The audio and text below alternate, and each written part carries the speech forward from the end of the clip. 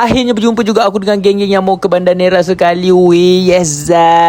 Sambungan perjalanan aku 6 hari berlayar ke Banda Neira part yang ke-6. Let's go. Hari ini merupakan hari kelima aku berada di kapal Pelnia. Time ni aku tengah bosan sekali, 2 kali 3 kali. Aku kerja, aku memang baring je seharian kat tepi-tepi jalan ni. Sebabnya katil semua dah penuh. Serius, aku hanya perlu bertahan sehari je lagi. InsyaAllah kapal aku sampailah ke tujuan asal aku esok. Ya amin. Jadi nak hilangkan bosan aku jalan-jalan lagi. Sampai aku tak tahu nak jalan kat mana dah. Time ni penumpang pun memang ramai sangat dalam kapal ni. Merata-rata tempat cok yang baring ada, yang mences ada, yang meniaga ada juga. Weh, dah macam pasal tani dah aku tengok ni. Lepas fikir satu sekali, sampailah juga aku beli gorengan-gorengan kat sini. Saja nak habiskan duit sikit lah. Tengok ni karipap dia memang kesian sangat. Nak nangis aku makan je macam wai kuyus je. Masya Allah, dalam dia ada Maggi pula tu. Ada surprise hari jadi.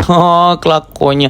Untuk hari ni cuaca tak seindah seperti semalam lah. Hujan weh daripada pagi sampai petang. Tengok depan tu cok peseram sekali, putih je, tak nampak apa-apa. Goblok. Manalah tahu ini tiba-tiba masuk kawasan Tiga Segi Bermuda. Seram kena sedut ni macam mana. Pasal tiba-tiba dunia kita orang bertukar colour weh, jadi warna ungu. Aku dah cakap dah masuk Tiga Segi Bermuda. Kau tak percaya fenomena apakah ini? Tapi sebenarnya nampak cantik juga colour macam ni kan, sebab ada rasa kelainan gitu. Subhanallah, Masya Allah. Untuk pengetahuan semua, kapal ni akan sampai di transit yang keempat pada tengah pagi nanti. Dan nama tempat tu adalah Ambon. Nyonya Ambon pica-pica. Time ni aku dengan Yano lepak buat kali terakhir kat atas sambil cuba makanan suami yang kita orang beli kat bau-bau semalam.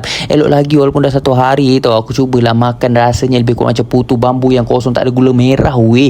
Jadi memang susah lah nak ditelannya. Aku tinggalkan je lah dekat meja tu macam weh. Lepak-lepak nyanyi-nyanyi ramai santai gitu sambil sumbang 10 lagu aku hari ni tau. And pagi jam 3 kapal pun tiba di Ambon. Tengok ni ramai sekali penumpang yang nak turun di Ambon ni cok. Tengok ni keluar pun berhimpit-himpit macam-macam bau adalah. Masa ni barang memang kena jaga betul-betul. Orang kapal sudah peringatkan kita selalu akan ada kes kecurian masa-masa ni lah. Time ni aku pun dah ada lah kawan-kawan aku semua, Yano, Jalko, aku dan Jessica.